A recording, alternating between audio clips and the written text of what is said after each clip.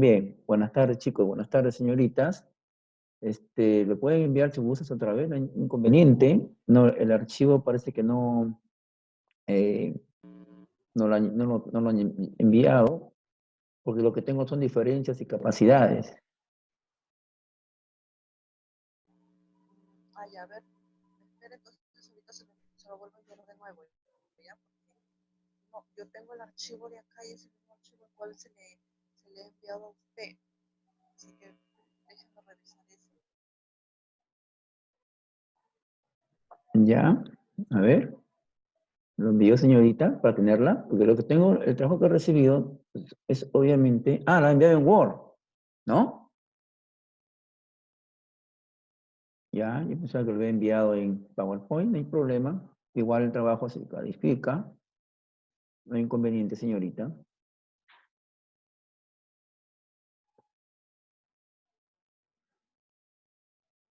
Ahora sí, ya lo tengo. No hay problema. Ya. Perfecto.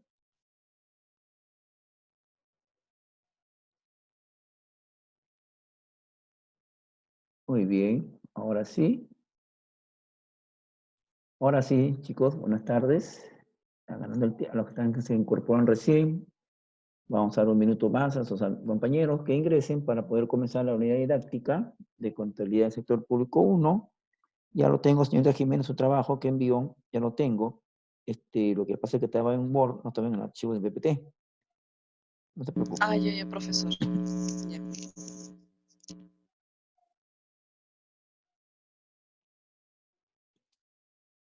Muy bien, muy bien.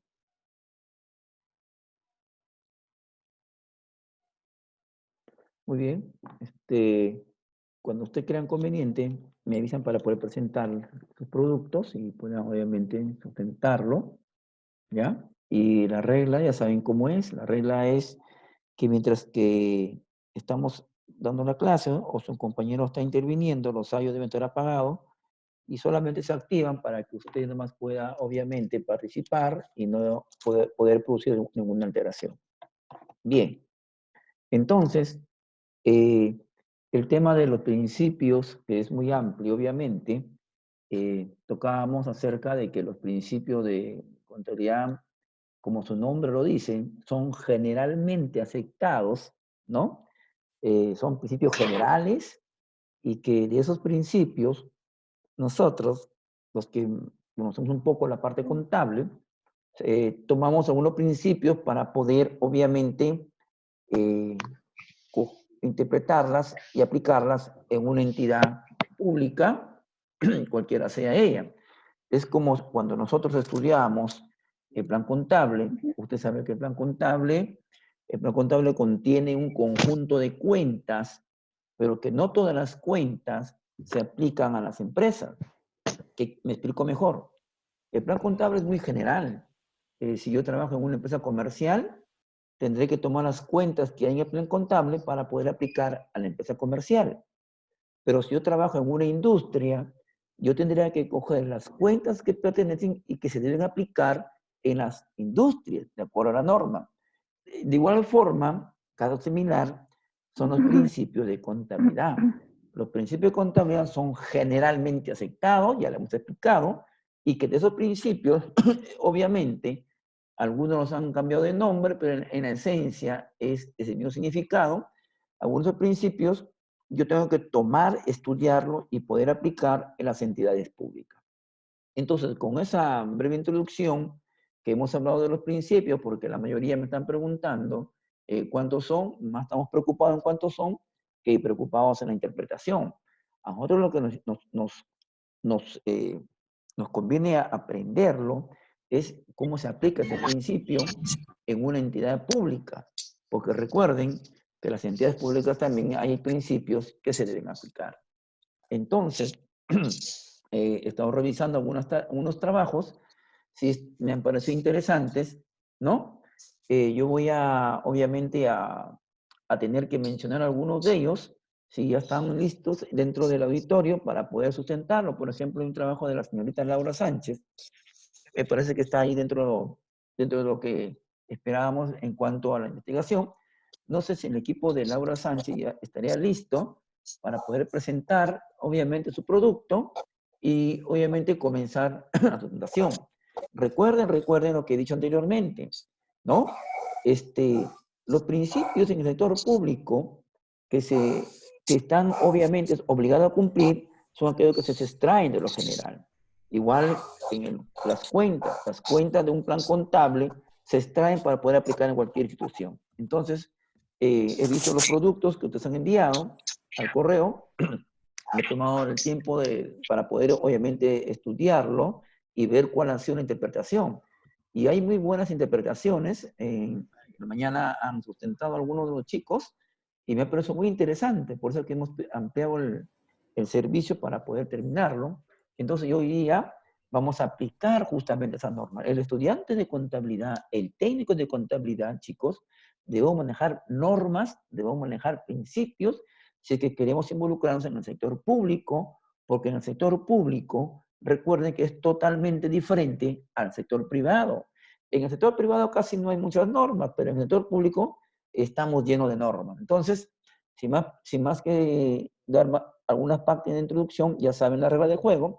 Entonces, no sé si la señorita Laura está listo porque me pareció interesante. De ahí comenzamos con Jiménez y el resto de sus compañeros que quieren obviamente participar. Entonces, escucharé a la señorita Laura si está listo para poder presentar su producto. Sí, profesor, pero falta un integrante de mi grupo, ¿no importa? No, no, porque son en equipo ustedes y obviamente cuando es en equipo ya nos olvidamos de los que faltó uno o faltó dos, ¿ya? Estamos en equipo, por eso ustedes deben haber coordinado anteriormente para poder obviamente presentar su producto. ¿De acuerdo? Sí, profesor, sí. Bien. A ver, ¿dónde estamos? Es decir, profesor, buenas tardes. Las Buenas dos vamos a tardes. exponer. Bien, yo quisiera que ustedes me digan, voy a compartir en este instante el trabajo de la señorita Laura. A ver, déjame ver un minuto. ¿Dónde estamos? A ver, un minuto, por favor. Vamos a ver su producto de la señorita Laura. Ya lo vi, está acá. Ahora quiero verlo.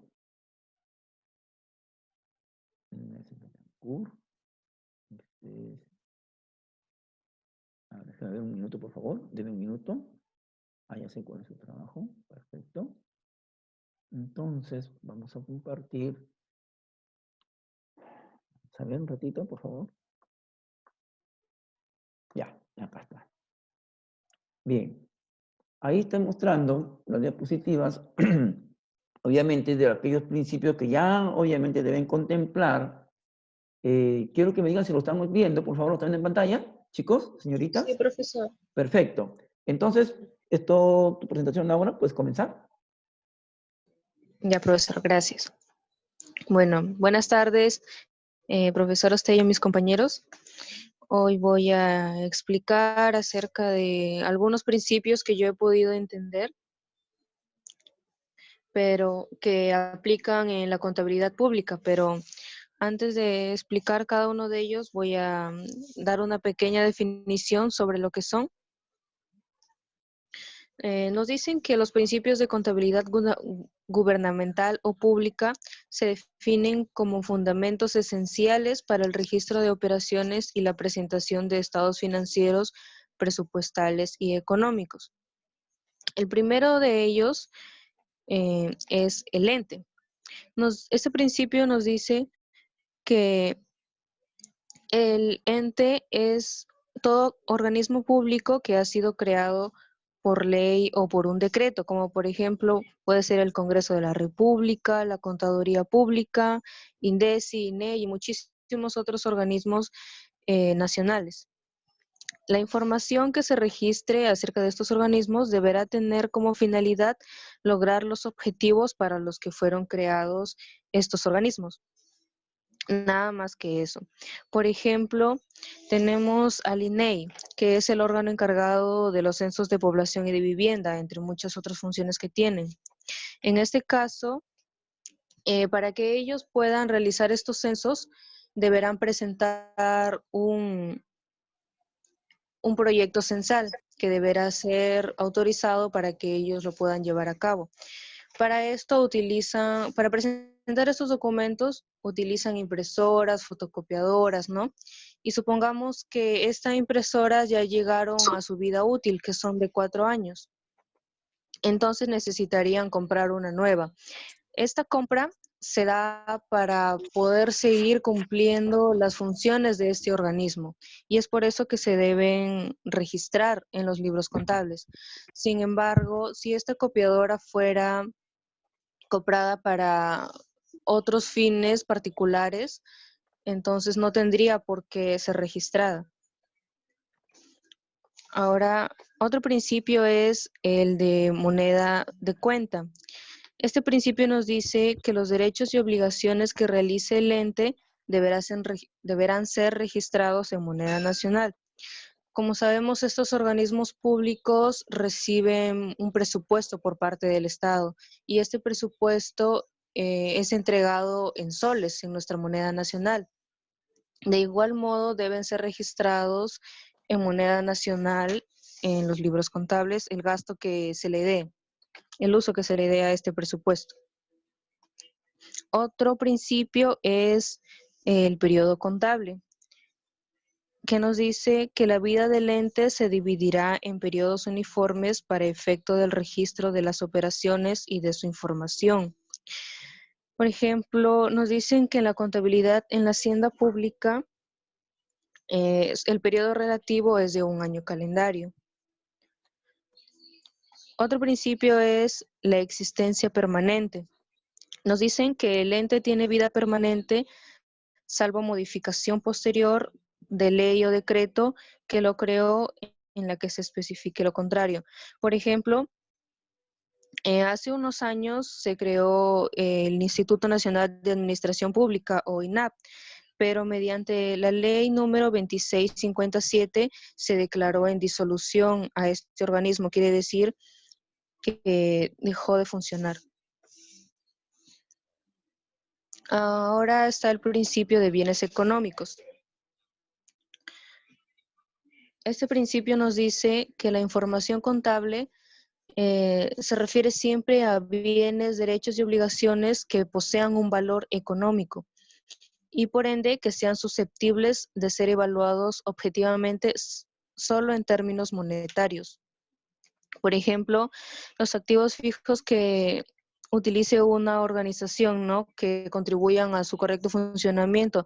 Tenemos muchos como computadoras, escritorios, muebles y que obviamente también tienen depreciación. Esta depreciación puede ser calculada en términos monetarios. Y por último tenemos un principio sencillo que es el de la partida doble. Este principio nos dice básicamente que no hay deudor sin acreedor ni acreedor sin deudor. Más sencillo que eso creo que no hay, ¿no? Por ejemplo, al comprar impresoras también se necesitaría comprar papel bond. En este caso, para esta compra, nosotros haríamos varios asientos, ¿no? Pero, por ejemplo, el primero de ellos haríamos, en el debe estaría el ingreso del papel bond y en el haber el gasto que se hace por él, ¿no? De igual modo, el debe y el haber deben tener los mismos montos.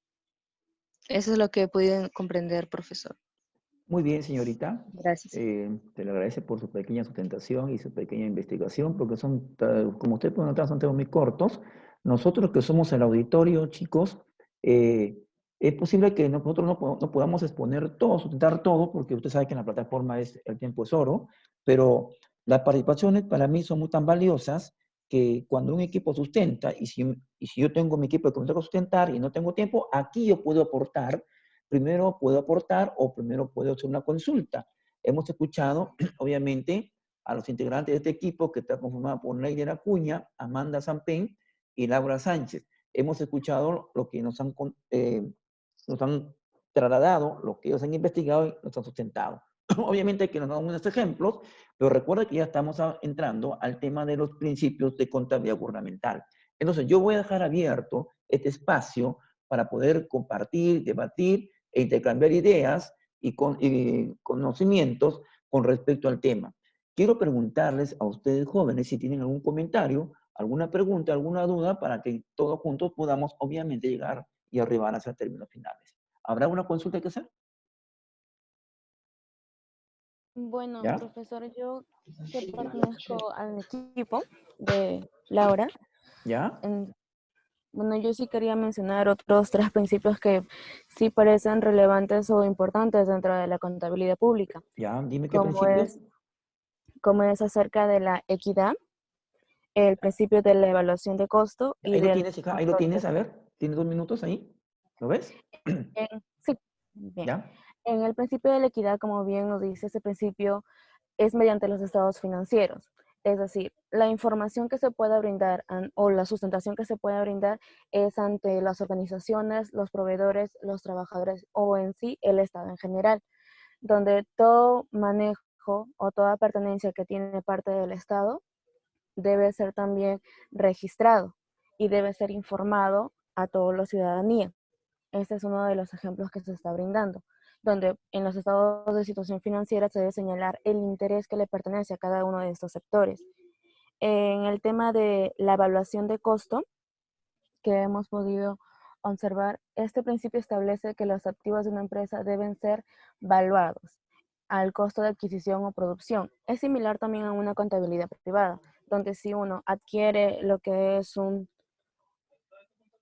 disculpen, si adquieren, por ejemplo, una fotocopiadora que es para una organización pública, por un cierto costo, lo tienen que registrar con dicho costo. No le pueden aumentar el costo si más adelante quizás se puedan elevar los precios. Y en el tema del control presupuestario, que es en sí lo que realmente maneja el Estado a través de presupuestos, tengamos en cuenta de que, por ejemplo, los municipios siempre tienen que presentar su presupuesto ante el gobierno central para que así puedan cederles el dinero y puedan generar sus obras. Ese es uno de los ejemplos de los principios que se maneja porque de todos los presupuestos debe ser fundamentado y debe ser controlado. Perfecto, exactamente, señorita, ha dado justamente con el principio, vamos a decir así, la vena arterial de toda institución pública, el Claro. presupuesto, porque siempre escuchamos y decimos, no hay presupuesto. ¿Y qué ha pasado con este principio? ¿Cómo se ha aplicado este principio? ¿Hemos nosotros registrado bien las operaciones para aplicando bien este principio? Y justamente el principio que ha tocado a ustedes justo de control presupuestario. Pero muy bien, entonces yo quisiera, bueno, ya como decía, Amanda ha ahondado un poco más en el tema. Yo quería preguntar a los jóvenes que están en el auditorio, ¿tendrán alguna consulta que hacer, alguna interrogante, alguna inquietud? Por favor, hagan conocer para poder justamente dejar claro el tema y ya pasar al sistema administrativo. Quiero escucharlos, chicos. A ver, ¿alguna intervención?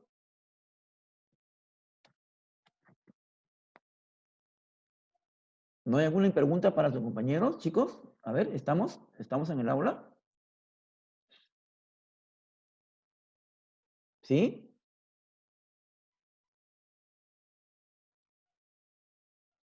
¿Estamos? A ver, jóvenes, quiero verlos.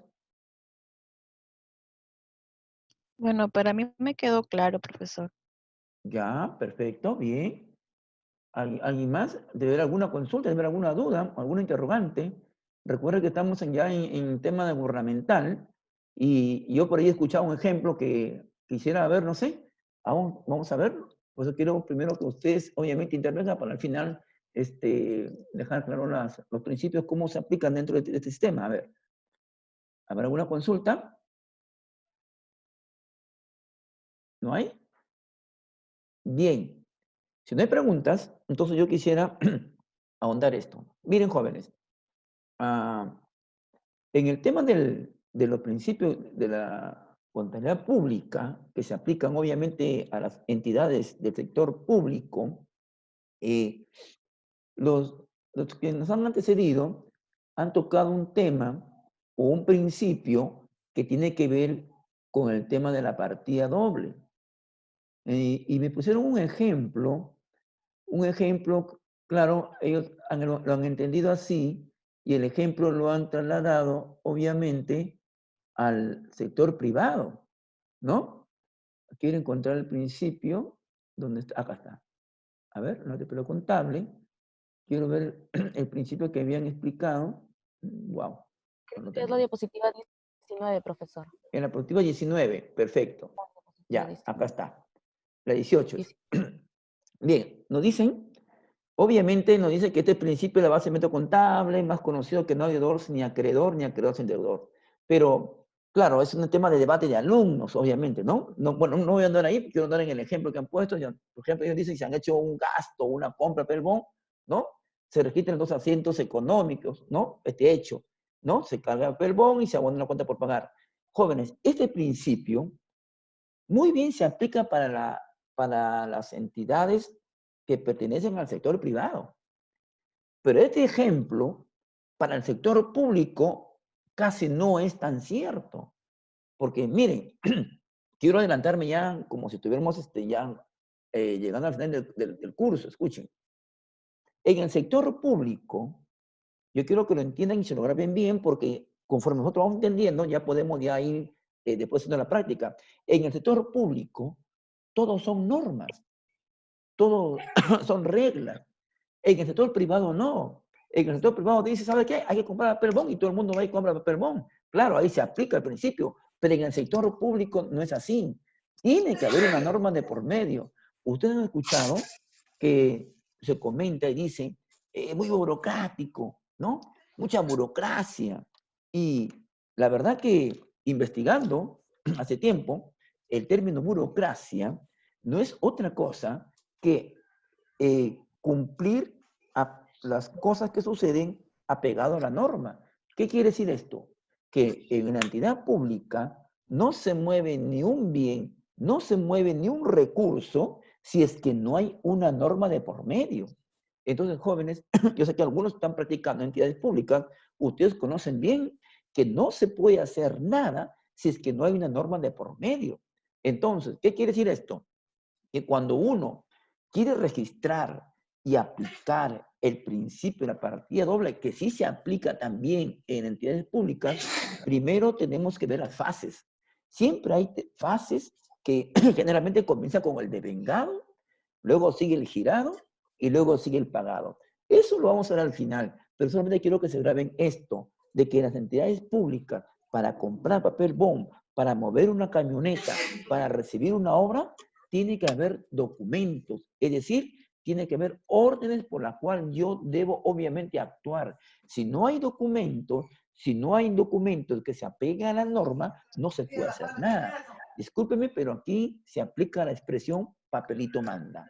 En el sector público, las entidades públicas, existen muchas normas. De ahí que se dice que hay mucha burocracia. Entonces, eso es lo que yo quería resaltar justamente en este ejemplo. Y obviamente, sí me pareció interesante, cuando han hablado del INAH, ya está desactivada, obviamente es así, es perfecto lo que han comentado. Bien, entonces esto le pertenece a la señorita Laura. Yo no sé si habrá otro equipo para que en 5 minutos podamos hacerlo, porque el tiempo nos está ganando. No sé, Profesor, dígame, ¿escucho? no sé si sería mucho. ¿Podría entonces dar un ejemplo de cómo se aplicaría partida doble en un organismo público? Ya, lo que estoy diciendo es que la partida doble sí se aplica. Se aplica. Siempre tiene que haber algo que ingresa y siempre tiene que haber algo que sale o está pendiente. Siempre se aplica, sino que la partida doble debe cumplirse en el proceso de la registración de acuerdo a las fases. ¿Se entiende? Por ejemplo, ustedes saben muy bien que en el sector público siempre se trabaja con presupuestos. ¿Se entiende? En la actividad privada no es así. A veces hay presupuesto, pero como no hay. ¿Qué quiere decir esto? Que en la actividad privada simplemente va a ir y se ejecuta la acción. En la entidad pública no es así. Esperamos la norma, el documento que autorice para hacer la acción. Es decir, si yo quiero comprar papel bond, ¿cuál es el área destinada que tiene que decirme que hay que comprar papel bond? ¿Cuál será? ¿Abastecimientos? ¿Será logística? ¿Se entiende? Pero los principios de la partida doble sí se aplica. Se aplica en cada fase de registración, sino que en la contabilidad gubernamental tenemos que respetar, uno, las normas y dos, las fases del proceso para poder registrar. En la medida que vayamos avanzando y conociendo más acerca de esto, vamos a ver que cuando tengamos que registrar, ahí vamos a recordar los principios Porque recuerde que hay un principio que se llama devengado. Y ese devengado se aplica en la fase del proceso cuando yo voy a registrar, que es el proceso justamente devengado, después viene el girado y después viene el pagado. Entonces, esos tres pases hay que grabarlos, pero eso lo veremos al final cuando ya tengamos que aplicar, obviamente, el plan contable gubernamental en los casos que hagamos. ¿Ya? Por ejemplo, a ver, porque el tiempo nos puede ganar, escúcheme. Mire, en la mañana hubo una controversia, y de ahí luego escuchamos la otra. Yo quiero presentar el producto que me pareció muy bueno, lo que me explicó, estuvimos justamente en un debate ahí, quedamos con ese debate. A ver, vamos a ver, quiero compartir esto un ratito. Voy a dejar de compartir esto. Bien. Hubo un debate con respecto a esto. A ver, déjame un ratito para chequear el trabajo de la señorita que lo presentó. Ya, acá está. Listo. Bien, ahí están viendo ustedes la diapositiva. El debate fue en esto. Esto. Ustedes saben, ustedes conocen que el principio de ente, como siempre nosotros explicamos, viene de entidad.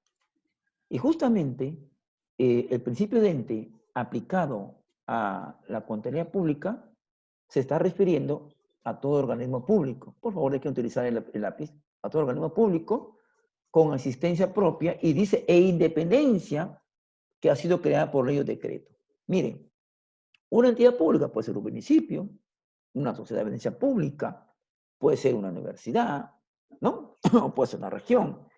Todas ellas han sido creadas por ley. O sea, en otras palabras, lo que estoy diciendo es que han sido creadas por norma. Miren, y al explicar el principio de ente, pusieron como ejemplo el siguiente. Dice que el alcalde, bueno, toca el alcalde de Chiclayo, dice que hicieron un viaje al Cusco, ¿no es cierto? Y que ahí obviamente hicieron, dice el alcalde, etc., hicieron un viaje, hicieron ahí gasto. Yo quisiera hacer una consulta, a ver, a ustedes.